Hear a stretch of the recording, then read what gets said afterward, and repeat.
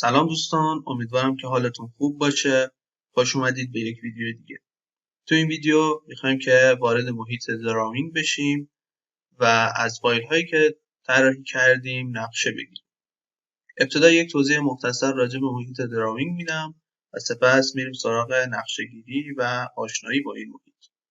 شما قطعتون رو طراحی کردید، اون رو مونتاژ کردید و حالا وقتشه که ازش نقشه بگیرید تا اون نقشه رو به سازنده بدید تا براتون قطعه رو بسازه. پس نیاز به محیط دراوینگ دارید. عمل نقشه‌گیری از فایل‌های ما به عهده محیط دراوینگ است. سومین محیط نرم افزار سالیدورکس. بریم سراغ محیط. قبل از اینکه بریم وارد محیط دراوینگ بشیم، ممنون میشم که کانال رو سابسکرایب کنید و اگه ویدیو رو لایک نکردید، اون رو لایک کنید. نظرات و سوالاتتون رو هم برام کامنت کنید. خب، بریم سراغ محیط دراوینگ. از قسمت نیو به جای کلیک بر روی پارت یا اسمبلی روی محیط دراوینگ کلیک کنید. همین ابتدا پنجره باز میشه با نام شیت فرمت سایز که سایز برگه‌ای که شما باید روی اون نقشتون رو پیاده کنید رو از شما میخواد. شما میتونید از این قسمت از استانداردهای مختلف استفاده کنید. معمولا از استاندارد ایزو و برگه آسه استفاده میشه که نقشه ها رو روی اونها اعمال میکنن. از قسمت کاستوم شیت سایز مد نظر خودتون رو اعمال کنید. ما به صورت استاندارد بر روی آسه کلیک کنید. قسمت مدل ویو از شما درخواست میکنه مدلی که میخواید از اون نقشه بگیرید رو وارد کنید. از قسمت براوز میتونید مدل رو وارد کنید. به عنوان مثال و یک نمونه خیلی ساده از ترمینال ساپورت نقشه انفجاری میگیرید. اگه ویدیوی نقشه انفجاری رو ندیدید، لینکش بالای صفحه میاد، میتونید کلیک کنید و ویدیوشو ببینید. ترمینال ساپورت رو انتخاب میکنید. خب از این قسمت ما نمای ایزومتریک رو انتخاب میکنیم و بعد گزینه نمای انفجاری رو هم فعال میکنیم. طرحمون رو توی ناحیه فیکس میکنیم و نمای انفجاری اون مشخص شد. خب حالا سراغ دیسپلی استایلش میریم و اون رو روی حالت شیدر با کیفیت بالا قرار میدیم تا طرح ما مشخص بشه.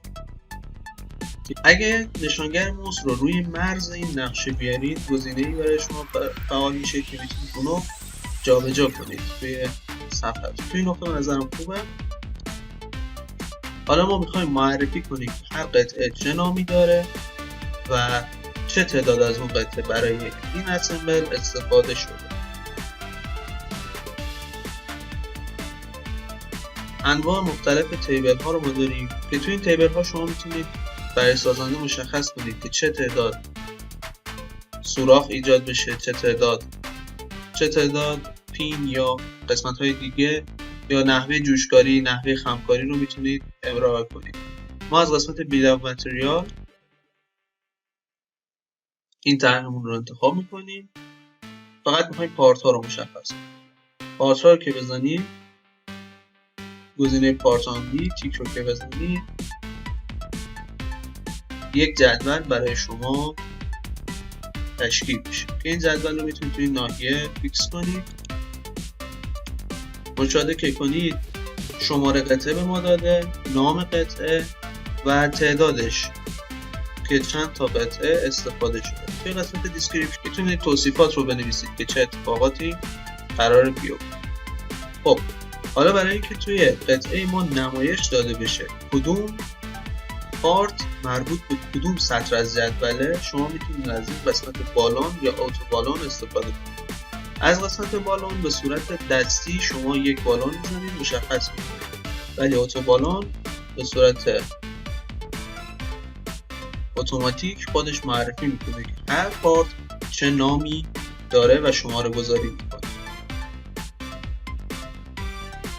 تیک رو میزنید،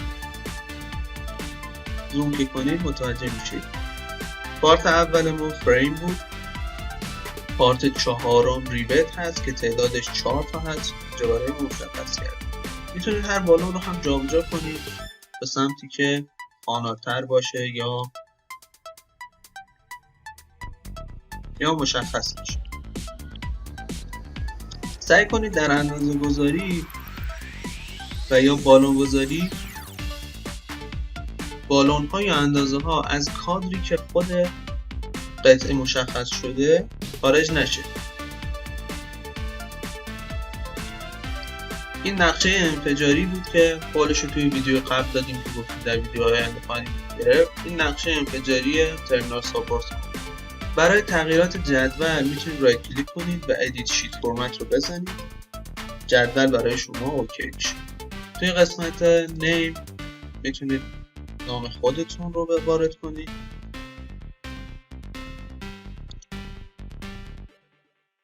تاریخ، متریال، ویج، اسکیل، تایتل، عنوان و دیگر اطلاعاتی که هر نقشه باید داشته باشه شما میتونید از این طریق وارد کنید. بعد از وارد کردن اطلاعاتتون از این گزینه میتونید از تغییرات جدول خارج بشید.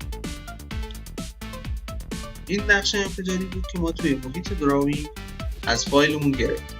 به عنوان مثال یا تمرین شما میتونید از فایل طولی خودتون نقشه بگیرید و اگه سوالی داشتید میتونید بپرسید، تا جایی که بلد باشم جواب خواهم. این فایلمون رو سیو میکنید.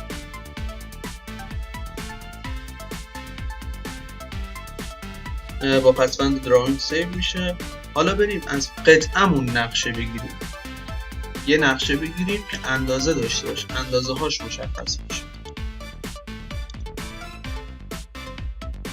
مجددا نیو رو کلیک میکنیم، محیط دراوینگ رو باز میکنیم، کاغذ A3 رو انتخاب میکنیم، مدلمون رو انتخاب میکنیم. به عنوان مثال از بیس پلیت نقشه میگیریم.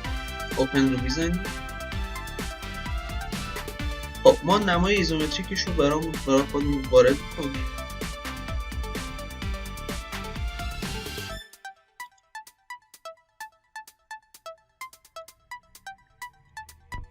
بر روی شیدد و های کوالیتی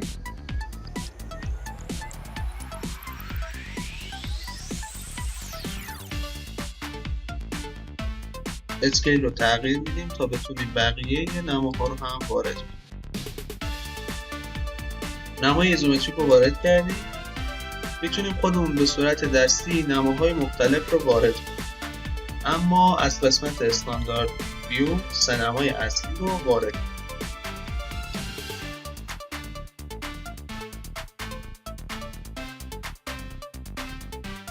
سه نمای اصلی برای ما وارد شد. حالا میخوایم دو گزینه رو مورد بررسی قرار بدیم.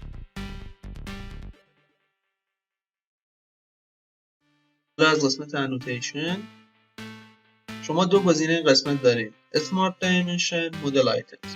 از قسمت مدل آیتمز به صورت اتومات مثل اتوبالون که برای ما به صورت اتومات مشخص کرد، از قسمت مدل آیتمز هم شما میتونید به صورت اتوماتیک اندازه ها رو بدید. اما از قسمت اسمارت دایمنشن یا همون رایت کلیک به سمت بالا خودتون میتونید دستی اندازه های مورد نیاز رو اعمال کنید. ببینیم تفاوت این دوتا گزینه چیه. مدل آیتمز کلیک کنید، تیک رو بزنیم، یس رو میزنیم. ببینید اندازه ها برای ما اعمال شد. از قسمت مدل آیتمز که استفاده کنید بعضی وقتا یا اندازه ها اضافی اعمال میشه یا اندازه ها درست اعمال نمیشه. اندازه 13% هم نباید تو این قسمت اعمال بشه. شما کلیک میکنید، اون رو حذف میکنید و خودمون اندازه میدیم. رایت کلیک به سمت بالا،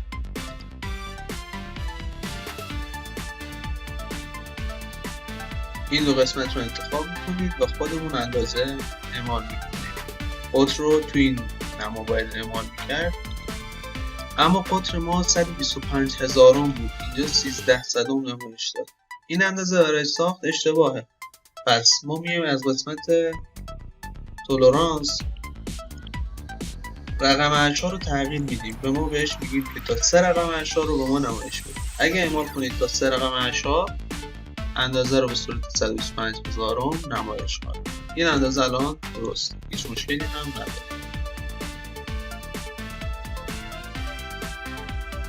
خب وارد این قسمت بشیم. نمای روبرو رو شما تو قسمت دارید. اگه نمای روبرو رو تغییر بدید، جابجا کنید، به تبع اون نماهای راست و بالا هم جابجا خواهد شد، اما به صورت اتومات همین قسمت خوبه. بریم وارد اندازه ها بشیم. همونطور که گفتم باید رقم اعشار این عدد رو هم عوض کنیم، چون 2,125,000 بود. رقم اعشار این هم باید عوض کنیم، چون 3,125,000 بود. و بعضی از اندازه ها خارج از محدوده‌ای که باید مشخص بشه. یکم اندازه ها رو جابجا می‌کنیم تا مشخص تر باشه.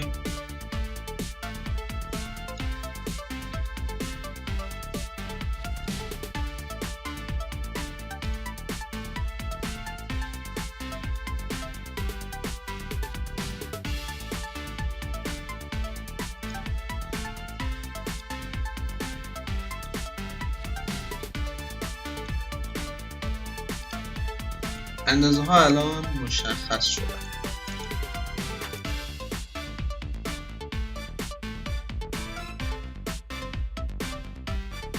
الان این طرح ما کامل. الان نمای بالا رو ما نیاز نداریم، میتونیم اون رو دیلیت کنیم و نمای روبرو و جانب رو جابجا. اگه نمای دیگه از طرحتون رو خواستید از این قسمت میتونید انتخاب کنید. اونایی که تیک سبز خورده نماهایی که وارد شده و اونایی که تیک سبز نخورده نماهایی که وارد نشده.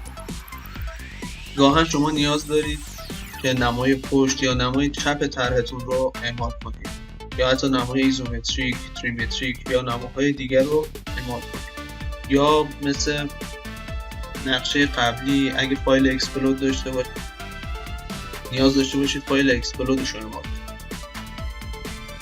در کل قسمت مدل آیتمز خوبه، اما اگه از قسمت اسمارت دایمنشن استفاده کنید بهتره. برای اندازه‌گذاری شما خودتون رو جای طراح قرار بدید. ببینید از این طرح چه اندازه هایی نیاز دارید برای طراحی، همون اندازه ها رو اعمال کنید. ولی خب میتونید از مدل آیتمز انتخاب کنید و اندازه های اضافی رو پاک کنید و اندازه هایی که باید اصلاح بشن رو هم اصلاح کنید. از قسمت ادیت شیت هم میتونید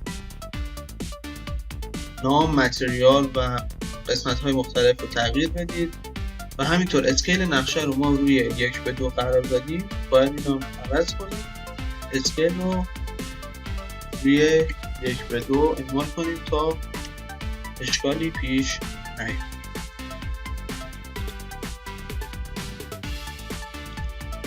خب اینم از این نقشه، اونو سیو میکنیم.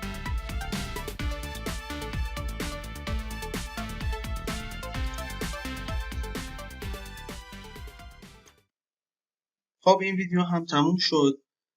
توضیحات مختصری راجع به محیط دراوینگ بود. دیگر ابزارها و کاربردهای این محیط رو هم در ویدیوهای آینده به اون خواهیم پرداخت. خیلی ممنونم که این ویدیو رو تا آخر تماشا کردید. دوستتون دارم. تا ویدیوهای بعد.